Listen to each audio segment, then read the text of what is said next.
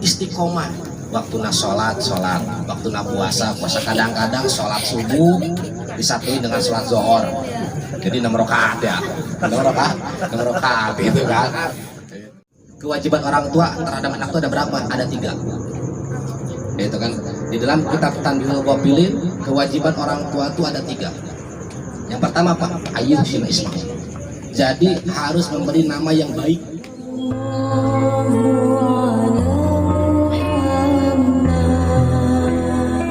Alhamdulillahilladzi qad akhraja nataija fikri arbabil hijab wa khatta'an min sama'il aqli kulla hijabin min sahabil jahli hatta badat lahum sunusu ma'rifah ra'a muhaddaratika munkasifah nahmaduhu jalla alal in'ami bi ni'matil imani wal islami man khassana bi ghairi man qad ursila wa khairi man khazza maqamatil ula muhammadin syahidi kulli muktafa al-a'rabi al-hasimil mustafa amma ba'd. Qala Allah ta'ala fi kitabihil karim wa huwa asdaqul qa'ilin a'udzu billahi minasyaitonir rajim bismillahirrahmanirrahim laqad kana lakum fi rasulillahi uswatun hasanah. Al-ayah maknane Allahu a'lam bimuradi. Wa qala Rasulullah sallallahu alaihi wasallam man a'dhama mawridi kuntu lahu syafi'an yaumal qiyamah. Al-hadis maknane Allahu a'lam bimuradi. Allahumma rabbi shrah li sadri amin wa yassir li amri wa hlul 'uqdatam min lisani yafqahu qawli. Allahumma ya man huwa fi 'ulumihi kainun ya man huwa zatihi qadimun ya man huwa bi fadlihi munir. Allahumma akrimna bi nuril fahmi wa ahrijna min adh-dhulumati ilan nur warzuqna minkal fahma bi rahmatika ya arhamar rahimin. Hasbunallahu wa ni'mal wakil, ni'mal maula wa ni'man nasir, wala haula wala quwata illa billahil aliyil azim. Bismillahil khaliqil akbar wa huwa hirzul manum min wa afu ahdar la qudrata li makhluqin ma qudratul khaliq yuljimu bil jamil qudratihi ahma hamisa atma tamisa wa qadallahu qawl aziza ha mim ain sin qaf himayatuna kaf ha ya ain sad kifayatuna fasyafikakumullah wa huwas samiul alim. Wala haula wala quwata illa billahi al-azim. Wa sallallahu alaihi Muhammadin wa ala alihi wasallam walhamdulillah rabbil alamin. Hadatul mukarram wal muhtaram, para guru yang saya hormati, yang Allah mudah-mudahan diberikan kemuliaan. Kita doakan mudah-mudahan guru-guru kita yang ada di sini, yang pertama dipanjangkan umur yang berkah, amin ya Allah ya rabbal alamin. Yang keduanya dilimpahkan milik dan rezekinya, yang ketiganya dijembarkan serta dimanfaatkan ilmunya buat kita semua, amin ya Allah ya rabbal alamin. Tak lupa kepada pengurus sekaligus yaitu kakak kelas, yang mana mudah-mudahan bisa memberikan dorongan dan motivasi untuk melanjutkan perjuangan sepuh. Mudah-mudahan diberikan kekuatan Allah Subhanahu wa taala, amin ya Allah ya rabbal alamin. Tak lupa juga kepada Muratibul Auqaf, pengatur waktu, penata acara. Marilah kita sama-sama panjatkan puji syukur kepada Allah Subhanahu wa taala, yang mana Allah telah melangkahkan kaki kita dari rumah kita masing-masing. Mudah-mudahan dengan tujuan kita memperingati Maulid Nabi Muhammad SAW, kita diampuni dosa kita oleh Allah Subhanahu wa taala, amin ya Allah ya rabbal alamin. Salawat dan salam tak lupa kita curahkan kepada baginda alam Habibana wa Nabiyana Muhammad sallallahu alaihi wasallam. Tak lupa kepada keluarganya, kepada sahabatnya, kepada tabi'in tabiatnya, nyampe kepada kita semua. Mudah-mudahan kita semua mendapatkan syafaatul ummah di yaumil qiyamah, amin ya Allah ya rabbal alamin. Sebelumnya saya mohon maaf bila mana menggurui ataupun memberikan pepatah yang mana mudah-mudahan dengan tujuan kita ikhlas, yaitu memperingati Maulid Nabi Muhammad SAW, ini bukti kita cinta terhadap beliau. Sebelum memulai materi, ada sedikit yaitu tentang Maulid Nabi yang mana oleh Syekh Ja'far Al-Barjanji. Bismillahirrahmanirrahim. Al-jannatu wa na'imuha sya'dun liman yusalli wa yusallimu wa yubarik alaihi wa ala alihi Wa ba'du fa'aqulu huwa sayyidina Muhammad bin Abdullah Abdul Muttalib wasmuhu Saibatul Hamdi Hamidati Saluhu Saniyah Ibni Hasim wasmuhu Amr bin Abdi Manaf wasmuhu Mughiratul ladhi yunsamal irtiqa'u li uliyah Ibni Qusay wasmuhu Jami'a Samia bi Qusay li taqasi fi biladi Qudu'at al-Qasiyah ila an adallahu ta'ala ila al-haramil muhtarami fahamahima Ibni Kilabi wasmuhu Hakim bin Muratab bin Ka'ab bin Ibni Ghalib bin Firi wasmuhu Quraisyun wa ilaikum sabul butunul Qurasiyah wa ma fawqa kinaniyu kama janah ila il-kasir wartada Ibni Malik Ibni Nadri Kinana tabni Zaimat tabni Mudrika tabni Ilyas وهو أول من أهدى الودن إلى الرحاب الحرمية وسمع بالسلب النبي صلى الله عليه وسلم ذكر الله تعالى ولبى ابن مدار ابن نزار ابن معاذ ابن عدنان وحدث نظمت فرائده بنان سنة شنية ورفعوا إلى الخليل إبراهيم أمساك نشاري وأبا والنان بلا ريب عند داود من الشبية إلى ذبح إسماعيل نسبته ومعتمى فعدم بمن تعلقت كواكب ذرية وكيف لو أشد الأكرم صلى الله عليه وسلم واسطته المنتقى نسب تاسع الأولى بأولى قلدت هنز مع الجوزاء هل بدأ اقتصدت وفخر أنت في اليتيمة الأسماء وأكرم بي من نسب ظهر الله تعالى من شفع الجاهلية أرد الزين العراقي وارد في مور الحني وروى الفضاء له الكرامة لمحمد أباءه الأمجاد صاد الاسم ترك سبا فلم يصب معروه من آدم وإلى أبي وأمه شراد شرى نور النبوة في أثر غرورهم البهية وبدر بدر بجلين جده عبد المطلب وابن عبد الله. Nah, yang mana mudah-mudahan dengan pembacaan tadi menjadikan wasilah kita diakui jadi umatnya Nabi Muhammad SAW. Amin ya Allah ya Rabbal Alamin. Para jamaah semua, ada satu kaidah ulama mengatakan sahih a'malaka bil ikhlasi wa sahih ikhlasuka bit tabari. Itu ada di dalam syarah kitab Sabinah. Yang mana yang pertama itu sahih a'malaka bil ikhlasi. Tujuan kita datang ke sini harus dengan niat ikhlas.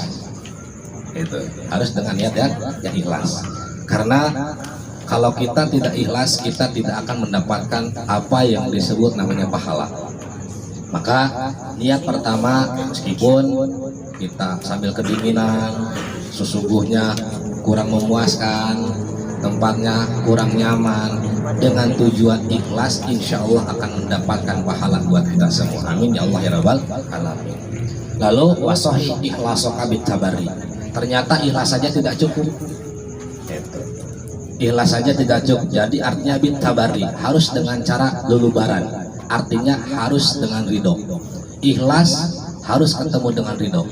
Maka pembelajaran bagi kita sahih a'malaka bil ikhlasi wa sahih ikhlasuka bit tabari adalah kita selaku umat manusia yang memegang teguh agama Islam, maka ketika kita ibadah sama Gusti Allah seperti memperingati Maulid itu harus dengan dasar keyakinan. Yakin nggak Kanjeng Nabi datang ke sini? Yakin saja ternyata tidak akan bisa mencapai level keyakinan. Nah, yang bisa mengantar level keyakinan itu adalah dengan ilmu. Maka insya Allah kalau kita punya ilmu, kita akan memiliki dasar keyakinan. Dan ternyata ilmu itu kalau pengen dapat harus mencari. Maka ada kaidah mengatakan thalabul ilmi faridatun ala kulli muslimin wal muslimat. Nah, yang mana mudah-mudahan dengan tujuan kita tolab ilmu tadi sudah disampaikan sama guru kita yang panjang lebar, mudah-mudahan kita diberikan ilmu yang bermanfaat. Amin ya Allah ya Rabbal Alamin. Tujuan itu yang pertama. Jadi wayahna lamun bahasa Sunda kita ngomong rada komanya biasa ngaji na bahasa Jawa di pondok teh, terus terjemahkan na bahasa Sunda, terus enak ngaji pakai bahasa Indonesia, jadi rada campur gado-gado gitu ya. Maaf ya, maaf. Nah, jadi yang mana tujuan pertama kita ini adalah memperingati Maulid Nabi. Nah, perlu kita garis bawahi, ternyata cara memperingati Maulid Nabi itu banyak caranya. Yang pertama, kita itu harus mengikuti anjuran atau sunnah Kanjeng Nabi. Sunnah Kanjeng Nabi yang paling berat itu adalah menghafal Quran. Yang paling berat itu menghafal Quran. Karena kalau misalkan kita sudah hafal, tidak boleh lupa. Makanya surat Fatihah itu tidak dihafalkan, hafal sendiri. Itu tidak ada tujuan kita menghafal surat Fatihah, tapi itu hafal sendiri. Ketika kita lupa baca surat Fatihah tidak ada dosa. Tapi kalau misalkan kita lupa membaca surat Fatihah, maka akan kena dosa. Kalau kita niat menghafal itu ekstrim. Sunnah Nabi yang paling ekstrim itu adalah menghafal Quran. Lalu sunnah Nabi yang paling ringan itu apa? Merah jenggot. Sunnah Nabi yang paling ringan itu adalah merah jenggot. Itu makanya kalau ada orang-orang Wahabi yang pandai-pandai itu mengagung-agungkan sunnah, baru sunnah ece-ece itu namanya. Baru sunnah ece, jenggot aja yang baru diurus. Ternyata ada level yang paling sedang, yaitu yang tolab ilmu. Karena dengan cara tolab ilmu, mudah-mudahan kita itu bisa menghidupkan agamanya Kanjeng Nabi. Karena dengan tujuan kita tolab ilmu. Nah, yang mana para kesepuhan atau para santri, para ibu, nah yang mana ada satu hadis kata Kanjeng Nabi, saya di zamanu ala ummati yafiruna minal ulama wal fuqaha. Nah, jadi kalau misalkan di pondok itu, di asahi itu, maaf Ustaz, dinadomin pakai bahasa Sunda tapi ya, dawuh Nabi jaga di akhiri zaman, umat tedarai ngaji ka ajengan, dicoba naku Allah tilu cobaan,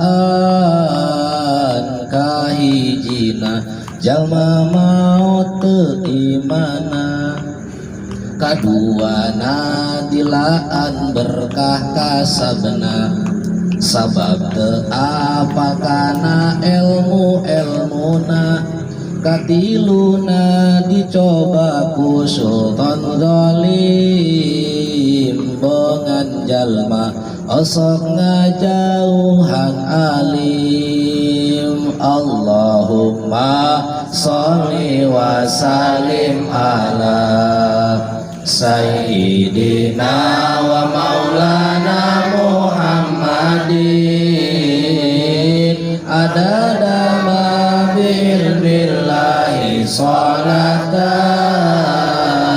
daimatan bidawami mulkillahi. Kata Kanjeng Nabi, saya di zaman ala ummati yafiruna minal ulama wal fuqaha.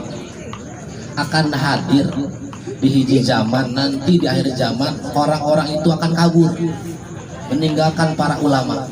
Sedangkan al ulama warasatul anbiya. Akan ada 3 cobaan, itu kalau tidak salah itu di kitab Nasoil Ibad ya, kalau tidak salah ya itu. Nah, jadi yang mana yang pertama itu kan akan dicabut keberkahan iman kita, nauzubillah min dzalik. Yang kedua itu kita akan dihilangkan keberkahan kita mencari hasab atau mencari harta karena tidak belajar ilmunya. Dan yang terakhir kita akan dicoba dengan pemerintah yang zalim. Maka daripada itu, syiar kita selaku ciri cinta kita terhadap Kanjeng Nabi itu adalah dengan cara tolab ilmu. Nah, yang mana jadi ada 2 poin dari pertama ngomong. Yang pertama itu sahih a'malaka bil ikhlasi wa sahih ikhlasuka bit tabarri. Di Islam itu harus dan wajib hukumnya kita harus ikhlas dan ridho. Karena ikhlas dan ridho akan mengantarkan diri kita kepada keyakinan. Keyakinan tidak akan sampai kalau kita tidak memiliki ilmu. Ilmu tidak akan kita dapatkan kalau kita tidak mencarinya. Maka saya di zamanu ala ummati yafiruna minal ulama wal fuqaha. Nah, perlu digarisbawahi bahwasanya pada kesempatan hari ini atau pada malam yang berbahagia ini, kita dengan tujuan memperingati Maulid Nabi. Nah, di dalam kitab Barjanji atau yang dikarang oleh Syekh Ja'far Al-Barjanji, itu kalau misalkan kitabnya ada, kitabnya disebutnya kitab Madar Yusud. Kitab Madar Yusud itu adalah kitab yang dikarang oleh Syekh Muhammad Nawawi bin Umar Al-Bantani. Itu. Nah, yang mana sekarang itu lagi diaji di pondok, lagi pasaran kalau bahasa santri mah. Itu. Nah, yang mana tadi disebutkan Wa ba'du fa'akul huwa sayyidina Muhammad bin Abdullah. Nah, jadi Kanjeng Nabi itu adalah anaknya Abdullah. Nah, jadi kalau misalkan bahasa pondok gitu, Abdullah putra Muthalib, Muthalib putra Hasyim, Hasyim putra Abdi Manaf, Abdi Manaf putra Qusay, Qusay putra Kilab, Kilab putra Murrah, Murrah putra Ka'ab,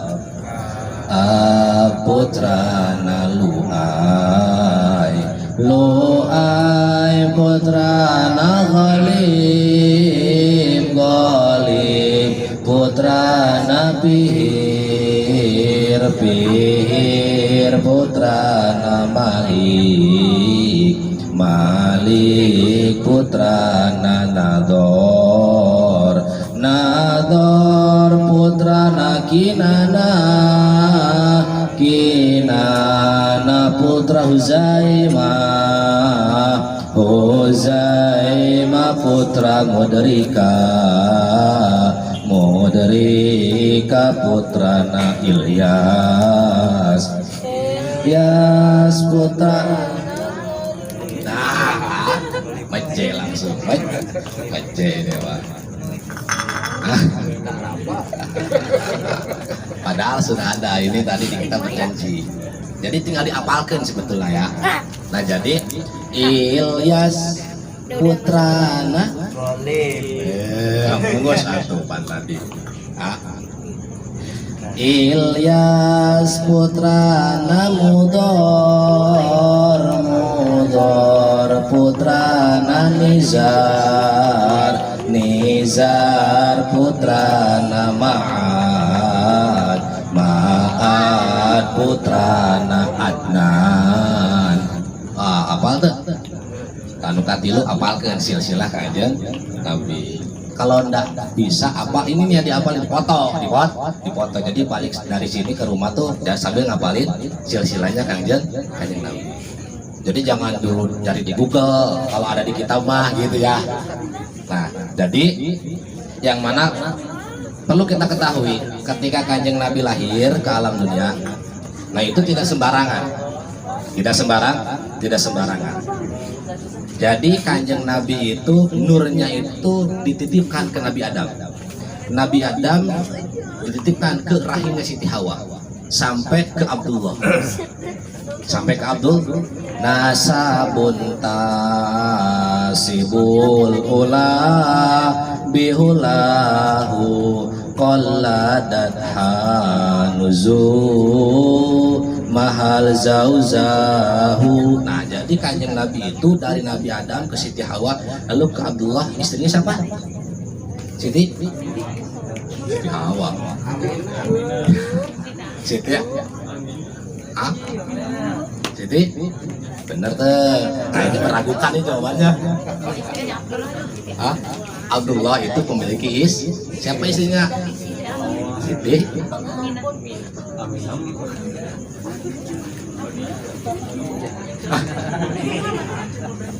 Siapa ibunya Minjati? Ibunya Kanjeng Nabi. Bener nih. Tuh kan jadi tengok kayak gini nih, ada kacau nih.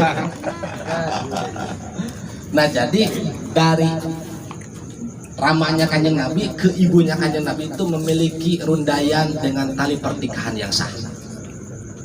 Ya, jadi dititipkanlah, gitu kan? Nur cahayanya Kanjeng Nabi itu ke ibunya. Tinggal nanti tanyain sama diri sendiri dah ya. Masa iya gitu kan, kita nggak tahu nama ibunya Kanjeng Nabi. Tadi udah disebutin sama Kak Ustadz, gitu kan, bahwasanya ramanya Kanjeng Nabi itu adalah Abdullah bin Abdul Muthalib. Dan taruh ya tadi ya.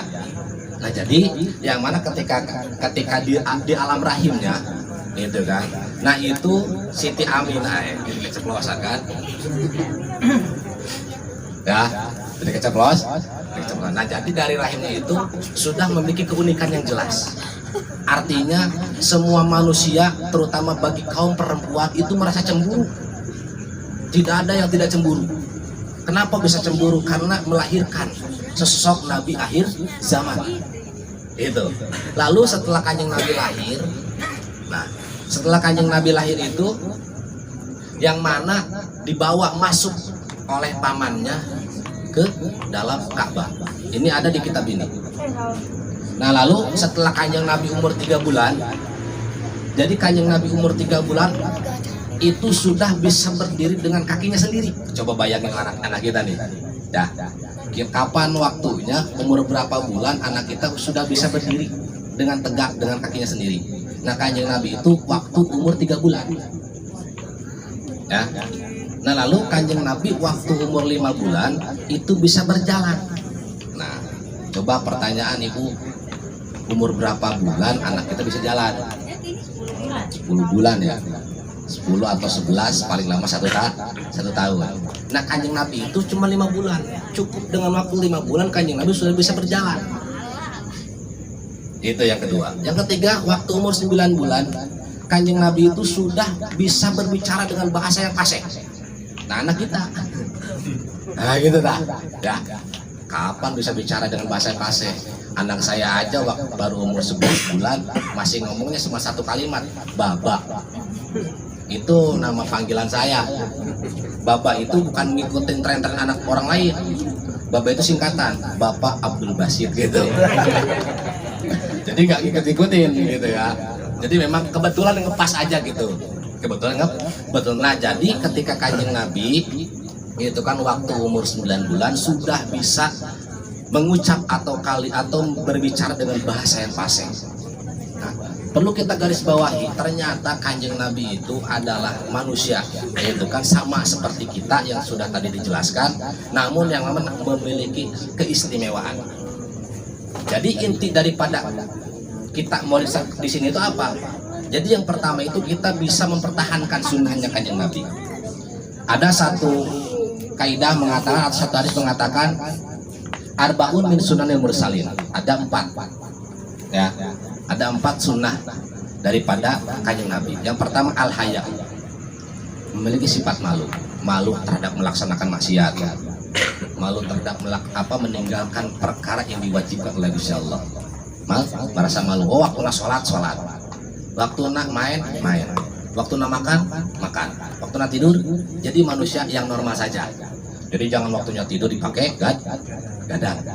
Itu manusia yang kurang abnormal itu namanya ya. Nah, jadi itu yang pertama, memiliki sifat malu. Artinya apa? Kita bisa menjaga diri kita karena ada beberapa elemen yang ada di dalam diri kita itu kan seperti jasad. Jasad itu harus kita kasih nutrisi. Nutrisi jasad itu ya kacang goreng, bakwan, jeruk, gado-gado, nasi padang. Itu nutrisi yang harus kita masuki ke dalam badan. Kan lu dipikirkan eta melul, eta aduh cak makan, lapar. Padahal mah ada yang kedua yaitu roh. Nah, itu. Nah, dengan roh itu kita harus mengisi nutrisi. Nutrisinya itu dengan mengucap tasbih. Subhanallah walhamdulillah wala ilaha illallah Allahu akbar. Lalu yang ketiga itu adalah apa? Pikiran. Pikiran itu harus dikasih nutrisi juga. Pikiran dikasih nutrisi itu dengan cara apa? Dengan cara kita tolab maka penting menganjurkan gitu kan, tolabul ilmi. Nah, yang mana dengan cara tolab ilmu walaupun sampai ke negeri Cina. Itu makanya kenapa Cina maju, karena ada dalam satu ucapan Kanjeng Nabi mantang itu kesebuahan. Nah, yang mana itu yang pertama, yang memiliki sifat malu. Yang kedua wa ta'atur. Nah, jadi kita itu harus dalam keadaan bersuci. Mau kemana-mana coba diusahakan buat berwudu. Jadi jangan sholat doang. Mau kemana-mana kita wudu. Mau berangkat kerja kita wudu. Itu selepas pulang kerja kita wudu. Cuman menjaganya susah. Nah, yang mana seperti tolak ilmu itu di dalam kitab Alfiyah, kalamun alatun mufidun kastakim wasmun wabilun summa harfun lil kalim. Lapan istakim itu di mustaq, itu kan Jadi isim isyarah yang mana illa anna ilma la yahsulu ma istiqomati. Itu. Jadi ilmu tidak akan hasil kalau tidak dibarengi dengan istiqomah. Nah, berbicara tentang masalah istiqomah, kita menjaga keakidahan kita aja, gitu kan? Itu agak sulit. Ada yang disebut Islam KTP tadi kan? Nah, yang mana menjaga istiqomah. Waktu sholat, waktu puasa, kadang-kadang sholat subuh disatuin dengan sholat zuhur. Jadi 6 rakaat ya, 6 rakaat gitu kan? Itu kadang gitu.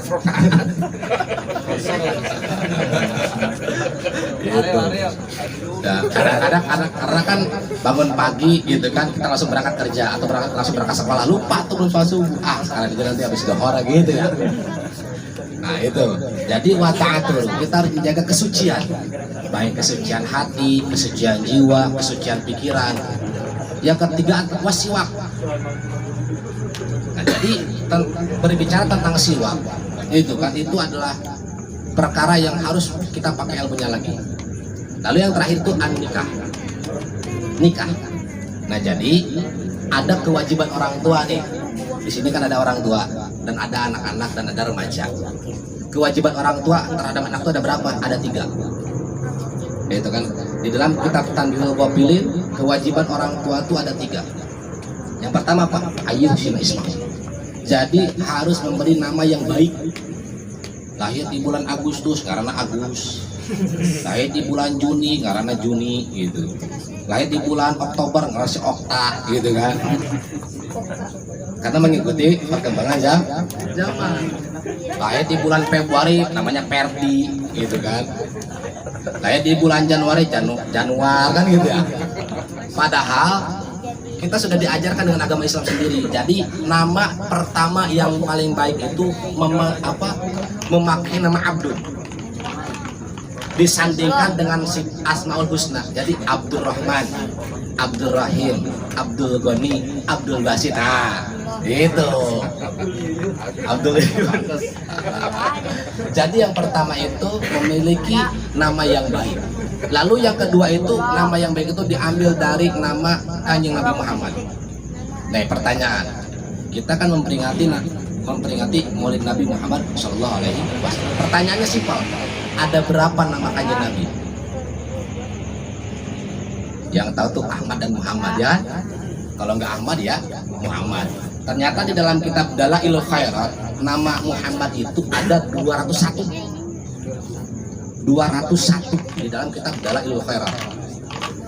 Apa dan siapa saja? Seperti Muhammad Toha, ada nggak ngaran Toha? Ada ya. Yasin itu sebetulnya sebagian daripada nama Kanjeng Nabi. Nah, ada keistimewaan bagi orang yang memiliki gelar atau menyandingkan nama seseorang dengan nama Kanjeng Nabi, akan apa? Akan diberikan satu keistimewaan tempat duduk dengan Kanjeng Nabi. Nah, itu keenakannya. Tapi resiko, ada yang berat resikonya. Kalau misalkan ada orang yang memang betul-betul memiliki nama tersebut disandingkan dengan nama Muhammad, tapi tidak membaca sholawat, neraka bagian anak. Itu ayah nu namina di depan Muhammad itu ayah Muhammad Ariel ya. Awas lah, minimal baca sholawat sekali sehari minimal, awas. Karena kata Kanjeng Nabi itu, kalau misalkan kita pakai nama Muhammad tapi tidak membaca sholawat, neraka bagian langsung. Nah, tidak ada konsekuensi apapun, neraka langsung. Nah. Awas, apa kita suka baca sholawat katanya. Suka baca sholawat? Kapan baca sholawatnya? Waktu tahiyat. Tahiyat tidak sholat itu. Acana sholawatna itu kan sholawat. Nah, yang mana ketika kita itu kan memiliki gelar atau menyandingkan nama Kanjeng Nabi Muhammad dengan nama kita, resikonya itu. Maka mau tidak mau orang yang memiliki nama Muhammad Toha, Muhammad Yasin, atau Muhammad Alfiansyah, atau Muhammad Reja, atau Muhammad Ariel itu harus membaca sholawat. Nah, minimal sehari satu. Sholawatnya gimana? Yang mana aja? Yang simple ada, yang pendek ada, yang panjang ada. Itu kan, yang pendek ada, yang panjang ada. Yang pendek sholawat Jibril, sallallahu ala Muhammad, sallallahu ala Muhammad 10 dah. karena kita menuntaskan kewajiban kita. Gitu. Nah lalu yang ketiga apa? Nah ini nikahkanlah, gitu kan? Nikahkanlah. Yang mana ketika orang tersebut sudah balik. Tadi sudah dijelaskan syarat balik, gitu kan? Bagi seorang perempuan dan bagi seorang laki-laki. Lamun misalkan tema al-ihtilam, lamun bahasa pondok di pondok itu ngimpi jipluk, gitu. Ya bahasa di pondok itu kalau al-ihtilam itu ngimpi jipluk. Tanya ke santri lah, gitu kan? Itu ada di pasal yang keempat kalau nggak salah di kitab Safinah. Jadi kalau bahasa santri itu ngimpi jipluk, gitu. Nah yang mana? Nah para kesepuan, para siswa dan santri, para ibu-ibu. Nah jadi poin yang ketiga itu kita minimal tahu dulu, ya, tahu dulu yang mana silsilah kanjeng Nabi min jihati abihi. Nanti min jihati uminya nyusul. Lalu yang mana kita tahu juga ternyata nama kanjeng Nabi itu bukan cuma dua, Ahmad atau Muhammad. Ada 210, ada 201 di dalam kitab Dalailul Khairat. Itu. Nah yang mana tadi diceritakan sedikit kisah tentang itu kan nur cahaya kanjeng Nabi dari Nabi Adam dititipkan ke Siti Hawa, lalu sampai ke Abdullah, lalu sampai ke ibunya. Siapa tadi ibunya? Bisi Poho. Lalu sampailah ke kanjeng Nabi yang mana lahir ke alam dunia tadi. Lahirnya Nabi ke alam dunia itu yang pertama tidak ada bercakan darah. Yang kedua sudah dalam keadaan berkhitan.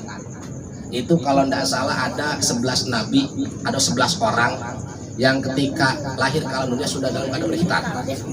Itu ada di dalam kitab Fathul Mu'in. Kalau kitabnya I'anatul Thalibin juz keempat, di dalam bab khitan ada. Salah satunya Nabi Muhammad dan Nabi Adam, dua yang sudah lahir ke alam dunia sudah dalam keadaan berkhitan. Nah lalu tentang masalah kewajiban kita selaku umat muslim yang pertama sholat, yaitu ada dalam kitab Duratun Nasihin. Ada satu riwayat yaitu kan lama khalaqallahu ta'ala Jabril ala asna surati minni. Jadi malaikat Jibril itu diciptakan oleh Gusti Allah dengan rupa yang paling baik. Ingat, malaikat Jibril adalah makhluk yang diciptakan oleh Gusti Allah dengan rupa yang paling baik. Yang mana banyaknya sayap malaikat Jibril itu ada sekitar 600. Dari setiap sayapnya itu bainal masyriq wal maghrib. Jadi kalau bahasa kita dari Sabang sampai Merauke satu sayap kanjeng malaikat Jibril tuh ketutup, apalagi 600. Jadi wajar di sini meninggal, di sini meninggal karena malaikat itu bisa menutupi alam dunia dengan satu sayapnya. Nah yang mana ketika kanjeng malaikat Jibril diberikan gitu kan makhluk atau rupa yang paling baik sama Gusti Allah, menanya sama Gusti Allah, Gusti ada enggak makhluk yang kau ciptakan sebaik diriku? Jawaban Gusti Allah, lah tidak ada. Lalu Pakoma berdiri malaikat Jibril untuk melaksanakan sholat 2 rakaat.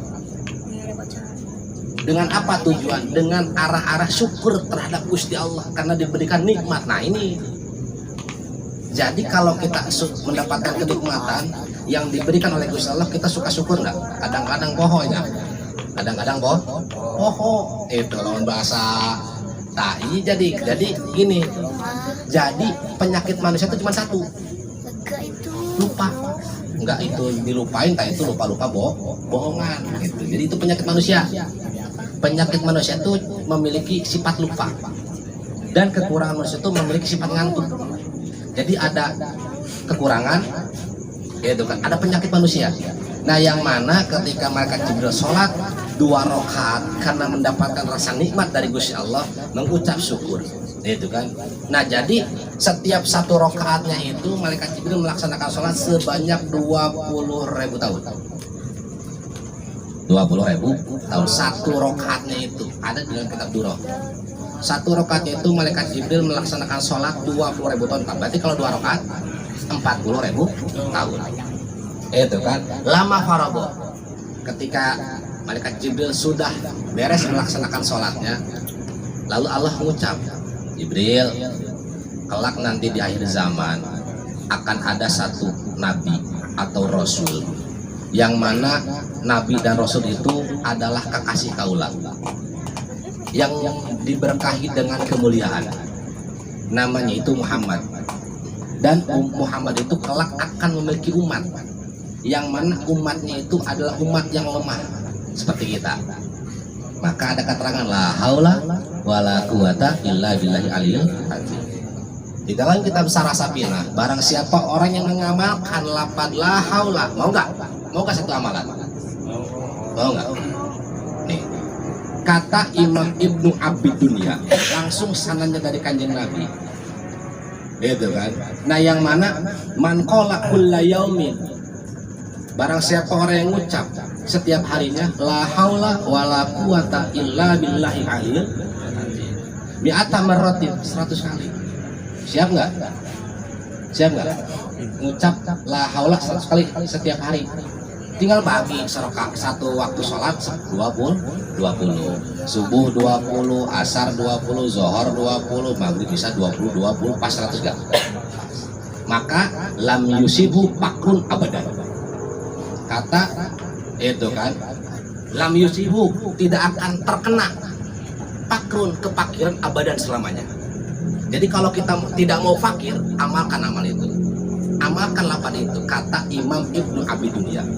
Nah, yang mana ketika umat kita, artinya umatnya kanjeng Nabi Muhammad, selaku kita, diri kita yang memiliki sifat lemah. Nah, yang mana ketika melaksanakan sholat 2 rakaat, kadang-kadang benar loba pohonan jeung deui ketika melaksanakan sholat itu kadang-kadang diburu-buru. Lalu ketika melaksanakan sholat loba pikiran, Allahu Akbar, kebuka semuanya. Yang ke pasar, cicilan cucian belum masak, belum ngerjain PR, kebuka semua.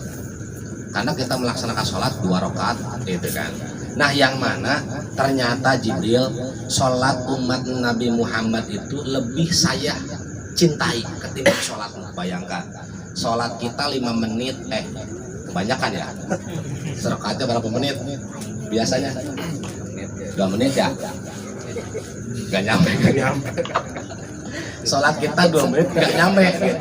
Sedangkan sholat malaikat Jibril 1 rakaat itu 20.000. Ternyata sama Gusti Allah itu subhanallah ya. Jadi lebih dipika cinta sholat umat Nabi Muhammad dengan yang banyak lupanya, buru-buru, loba pikiran anak. Itu kan kadang-kadang gitu kan sok aya pohona di sholat teh. 1 rakaat, 2 rakaat ya. Gitu kan.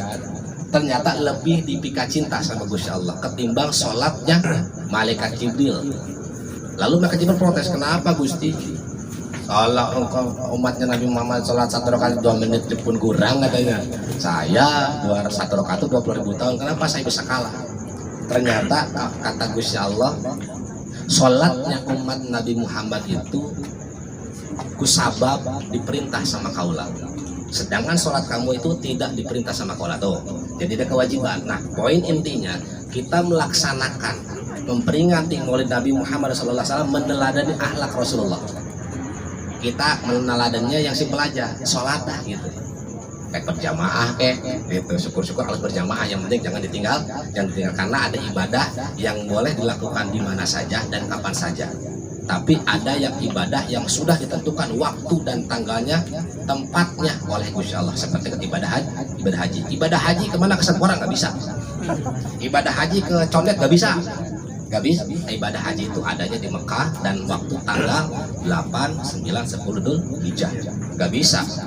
Umrah itu bukan dikatakan haji. Nah, yang mana para kesepuhan, para siswa dan santri dan ibu-ibu, nah ini kita meneladani akhlak Rasulullah tuh, ya minimal satulah bawaan apa? Menjaga sholat kita. Karena dengan menjaga sholat kita membiasakan yang benar, tidak membenarkan yang biasa. Artinya kalau misalkan sholat kita harus memakai madhabnya masing-masing. Kalau misalkan kita memiliki madhab Imam Syafi'i, maka carilah guru yang menganut madhab Imam Syafi'i. Jadi jangan sampai menyalahkan madhab yang lain. Nah, ini mungkin dari saya, ini ala kadarnya, karena tadi sudah dibahas tentang masalah maulid sama Ustadz. Mudah-mudahan tujuan kita memperingati maulid Nabi ini adalah harapan kita kelak nanti di akhirat kita diberikan syafaat oleh kanjeng Nabi Muhammad. Amin ya Allah ya Rabbal alamin. Mungkin cukup sekian dari saya. Adanallah wa yajmain. Wallahu a'lam bishawab. Wassalamualaikum warahmatullahi wabarakatuh.